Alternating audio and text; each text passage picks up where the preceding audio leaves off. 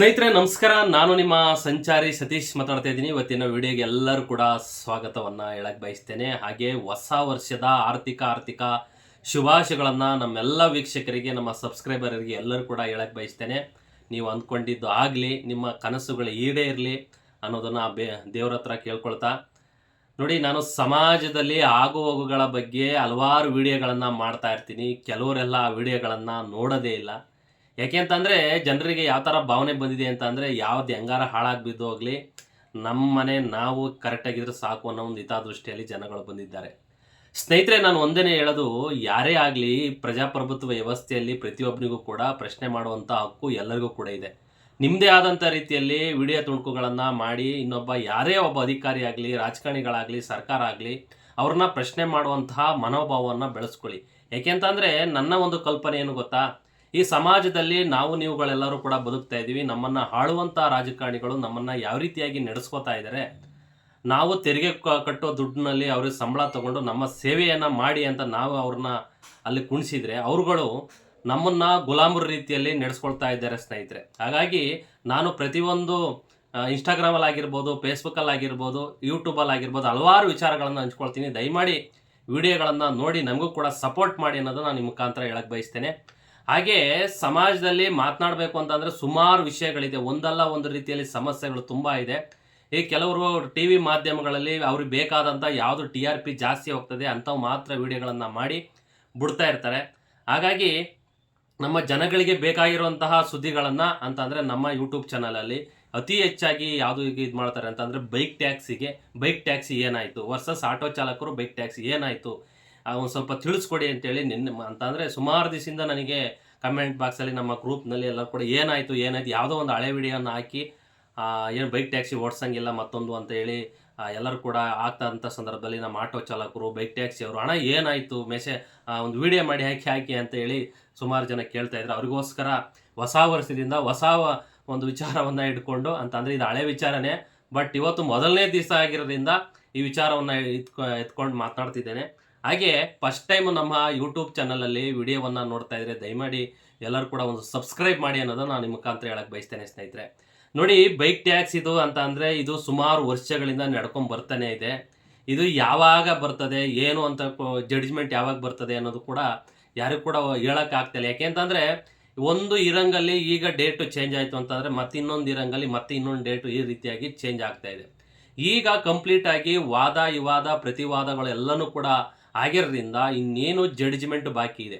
ನಾನು ಸುಮಾರು ಜನನ್ನ ಕೇಳ್ಪಟ್ಟಂಥ ಸಂದರ್ಭದಲ್ಲಿ ಇಲ್ಲ, ಈ ಜನವರಿ ಅಂತಂದರೆ 2026 ಜನವರಿ ಎಂಡಿಂಗಲ್ಲಿ ಬೈಕ್ ಟ್ಯಾಕ್ಸಿ ತೀರ್ಪು ಬರಬಹುದು ಅಂತೇಳಿ ಕೆಲವರು ಎಲ್ಲ ಕೂಡ ಹೇಳ್ತಾ ಇದ್ದಾರೆ.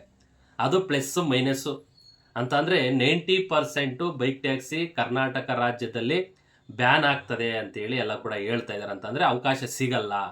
ಆ ರೀತಿಯಾಗಿ ವಾದ ವಿವಾದ ಪ್ರತಿವಾದಗಳು ನಡೆರೋದ್ರಿಂದ ಈ ಸತಿ ಬೆಂಗಳೂರಿನಲ್ಲಿ ಅಂತಂದರೆ ಕರ್ನಾಟಕದಲ್ಲಿ ಬೈಕ್ ಟ್ಯಾಕ್ಸಿಗೆ ಅನುಮತಿ ಸಿಗಲ್ಲ ಅಂತ ಹೇಳ್ತಾ ಇದ್ದಾರೆ. ಅದು ಜಡ್ಜ್ ಕೈಲಿರೋವಂಥದ್ದು. ಅವರು ವಾದ ಪ್ರತಿವಾದಗಳನ್ನು ಯಾವ ರೀತಿಯಾಗಿ ಮಾಡಿ ಅದನ್ನು ಅಂದರೆ ತೀರ್ಪು ಕೊಡ್ತಾರೆ ಅನ್ನೋದು ನಾವೆಲ್ಲರೂ ಕೂಡ ಕಾದು ನೋಡಬೇಕಾಗಿದೆ. ಇಷ್ಟು ವರ್ಷದಿಂದ ಎಲ್ಲರೂ ಕೂಡ ಈ ಕಡೆ ಬೈಕ್ ಟ್ಯಾಕ್ಸಿ ಅವರು ನಮ್ಮ ಜೀವನ ನಡೀತಾ ಇರೋದೇ ಇದರಿಂದ ಅಂತ ಬೈಕ್ ಟ್ಯಾಕ್ಸಿ ಅವರು ಹೇಳ್ತಾ ಇದ್ದಾರೆ. ಇಲ್ಲ ಆಟೋ ಚಾಲಕರು ಇಲ್ಲ, ನಮಗೆ ಬೈಕ್ ಟ್ಯಾಕ್ಸಿಯಿಂದ ಭಾಳ ಸಮಸ್ಯೆ ಆಗ್ತಾ ಇದೆ, ಈ ರೀತಿಯಾಗಿ ನಮಗೆ ತೊಂದರೆ ತಾಪತ್ರೆಗಳಾಗ್ತಾ ಇದೆ ಅಂತ ಹೇಳಿ ಬೈಕ್ ಟ್ಯಾಕ್ಸಿ ಅವರು ಈ ರೀತಿಯಾಗಿ ಅಂತಂದರೆ ಆಟೋ ಚಾಲಕರು ಹೇಳ್ತಾ ಇದ್ದಾರೆ. ಆಮೇಲೆ ಕ್ಯಾಬ್ನವರು ಅಷ್ಟೇ, ನಮಗೆ ಸರಿಯಾದ ಅಂತಂದರೆ ಡ್ಯೂಟಿ ಆರ್ಡ್ರುಗಳು ಅತಿ ಹೆಚ್ಚಾಗಿ ಬೀಳ್ತಾ ಇದ್ದು ಈಗ ಕಮ್ಮಿ ಆಗಿದೆ ಅಂತೇಳಿ ಕ್ಯಾಬ್ ಡ್ರೈವರ್ ಹೇಳ್ತಾ ಇದ್ದಾರೆ. ನಾನು ಹಲವಾರು ವಿಡಿಯೋಗಳನ್ನ ಮಾಡಿ ಆನೆಸ್ಟಾಗಿ ಹೋಗಿ ಅವ್ರು ಕೇಳಿ ಯಾವ ರೀತಿಯಾಗಿ ತೊಂದರೆ ತಾಪತ್ರೆ ಆಗ್ತಾಯಿದೆ ಅಂತ ಹೇಳಿ ಹೇಳ್ತಾ ಇದ್ದೀನಿ ಅವ್ರಿಗೆ. ಅಂದರೆ ಕೇಳಿಬಿಟ್ಟು ಅವ್ರನ್ನ ವಿಡಿಯೋವನ್ನು ಮಾಡ್ತಕ್ಕಂಥ ಕೆಲಸವನ್ನು ಮಾಡ್ತಾ ಇದ್ದೀನಿ. ಅವ್ರದ್ದೇ ಆದಂಥ ನಿಟ್ಟಿನಲ್ಲಿ ಹೇಳ್ತಾ ಇದ್ದಾರೆ. ಇಲ್ಲ, ಬೈಕ್ ಟ್ಯಾಕ್ಸಿ ಅವರು ಭಾಳ ನಮಗೆ ತೊಂದರೆ ಆಗ್ತಾಯಿದೆ ಸರ್, ಇದ್ರ ಒಳ್ಳೆ ದುಡಿಮೆ ಆಗ್ತಾಯಿದೆ ನಮಗೆ, ಹೆಂಗೋ ಪರವಾಗಿಲ್ಲ, ನಾವು ಅಷ್ಟೊಂದು ಅಂತಂದ್ರೆ ಈಗ ಬೇರೆ ಒಂದು ಕೆಲಸಕ್ಕೆ ಹೋಗೋಕೆ ನಮ್ಮ ಬಂಡವಾಳ ಹಾಕೋಕ್ಕಾಗಲ್ಲ, ನಮ್ಮ ಹತ್ರ ದುಡ್ಡಿಲ್ಲ, ಯಾವುದೋ ನಮ್ಮದು ಒಂದು ಬೈಕ್ ಇದೆ, ಬೈಕ್ನಲ್ಲಿ ಡ್ಯೂಟಿ ಮಾಡ್ತೀವಿ ಅಂತ. ಕರ್ನಾಟಕದಲ್ಲಿ ಇಲ್ಲಿಗಲ್ ಆಗಿ ಓಡ್ತಾ ಇರುವಂಥದ್ದು ಬೈಕ್ ಟ್ಯಾಕ್ಸಿ ಅಂತ ಎಲ್ಲರೂ ಕೂಡ ಗೊತ್ತು. ಯಾವುದೇ ರೀತಿಯಾಗಿ ಪರ್ಮಿಷನ್ ಸಿಕ್ಕಿಲ್ಲ, ಯಾವುದೇ ಸರ್ಕಾರದಿಂದ ಅಧಿಕೃತವಾಗಿ ಪರವಾನಗಿನೂ ಕೂಡ ಪಡ್ಕೊಂಡಿಲ್ಲ. ಹಾಗಾಗಿ ಹಲವಾರು ನಾನು ಮಾಡ್ತಾ ಇದ್ದೀರಾ. ನಾನು ಒಂದೇ ಹೇಳೋದು, ನೋಡಿ, ಆಕ್ಸಿಡೆಂಟ್ಗಳು ಮತ್ತೊಂದು ಆಗ್ತಾ ಇದೆ. ಮೊನ್ನೆ ಒಬ್ಬ ಬೈಕ್ ಟ್ಯಾಕ್ಸಿಯಲ್ಲಿ ಮಂಡಿ ಚುಕ್ ಮುರ್ಕೊಂಡ, ಮೊನ್ನೆ ಒಬ್ಬ ಲಾಲ್ಬಾಗ್ ಹತ್ರ ಹುಡುಗಿದು ಒಂದು ಕಾಲು ಫ್ರ್ಯಾಕ್ಚರ್ ಆಗಿದೆ. ಈ ರೀತಿಯಾದ ಆದಂಥ ಸಂದರ್ಭದಲ್ಲಿ ಏನಾದರೂ ಕೂಡ ನಿಮಗೆ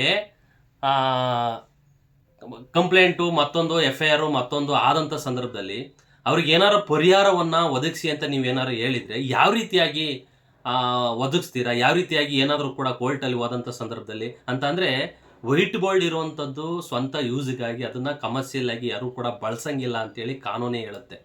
ಬಟ್ ಇದರಲ್ಲಿ ಏನಾಗಿದೆ ಅಂತಂದ್ರೆ ಈಗ ಎಲ್ಲ ಬೈಕ್ ಟ್ಯಾಕ್ಸಿಯವರು ಮಾಡ್ತಿರೋದ್ರಿಂದ ಈ ರೀತಿಯಾಗಿ ಅನಾಹುತಗಳಾದಂದಾಗ ಯಾರು ತಲೆದಂಡ ಹಾಕ್ತಾರೆ ಅನ್ನೋದು ಒಂದು ಇಂಪಾರ್ಟೆಂಟ್ ವಿಚಾರ. ಅಂತಂದರೆ ಯಾರು ಇದಕ್ಕೆ ಅಂತಂದರೆ ಈಗ ರ್ಯಾಪಿಡೋನು ನಿಮಗೆ ಪರ್ಮಿಷನ್ ಕೊಟ್ಟಿದ್ದಾನಲ್ವಾ, ಅವನೇನಾದರೂ ಕೂಡ ಇಲ್ಲ ನೀವು ಏನಾದರೂ ಕೂಡ ನಾವು ಕಂಪ್ನಿಯಿಂದ ಸಾಲ್ವ್ ಮಾಡಿಕೊಡ್ತೀವಿ, ಮತ್ತೊಂದು ಆಗುತ್ತದ ಪರಿಹಾರ ಕೊಡ್ತೀವಿ ಅಂತ ಏನಾದ್ರು ಹೇಳಿದಾನ? ಎಲ್ಲೂ ಕೂಡ ಹೇಳಿಲ್ಲ.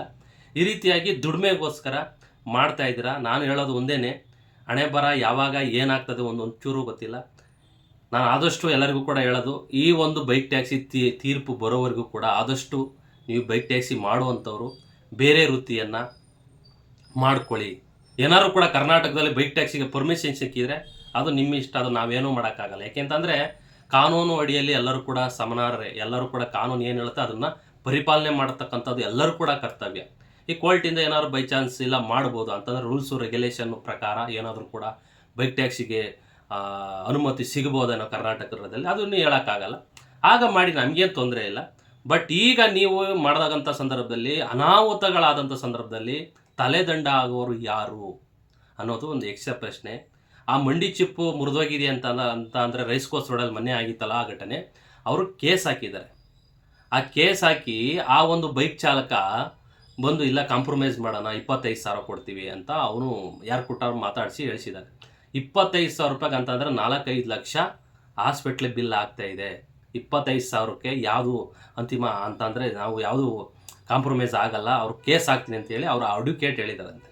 ಏನಾದರೂ ಕೂಡ ಕೇಸ್ ಹಾಕ್ತಂಥ ಸಂದರ್ಭದಲ್ಲಿ ಆ ಇನ್ಶೂರೆನ್ಸ್ ಕಂಪ್ನಿಯವರು ಬಂದು ಇಲ್ಲ ಇದು ನಾವು ವೈಟ್ ಬೋರ್ಡಿಗೆ ಮಾತ್ರ ಕೊಟ್ಟಿರುವಂಥದ್ದು ಇನ್ಶೂರೆನ್ಸು, ಇದನ್ನು ಯಾವುದೇ ರೀತಿಯಾಗಿ ಇವರು ಯಾವುದೋ ಅಟ್ಯಾಚ್ ಮಾಡಿಕೊಂಡು ಸಾರ್ವಜನಿಕರಿಗೆ ಸೇವೆ ಕೊಡೋಕೆ ಹೋದಂಥ ಸಂದರ್ಭದಲ್ಲಿ ನಾವು ಇದಕ್ಕೆ ಇನ್ಶೂರೆನ್ಸ್ ಕೊಡಲ್ಲ ಅಂತೇಳಿ ಕೋರ್ಟ್ ಮುಂದೆ ಹೇಳ್ತಾರೆ.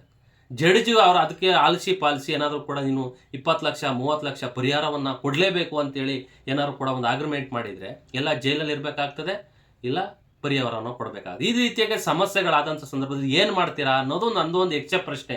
ನಿಮ್ಮ ಅನಿಸಿಕೆ ಅಭಿಪ್ರಾಯಗಳನ್ನು ಕಮೆಂಟ್ ಮುಖಾಂತರ ತಿಳಿಸಿ. ನನಗೆ ಗೊತ್ತಿರೋಷ್ಟು ವಿಚಾರಗಳನ್ನು ನಿಮಗೆ ಮುಟ್ಟಿಸುವಂಥ ಒಂದು ಸಣ್ಣ ಒಂದು ಪ್ರಯತ್ನವನ್ನು ಮಾಡಿದ್ದೇನೆ ಸ್ನೇಹಿತರೆ.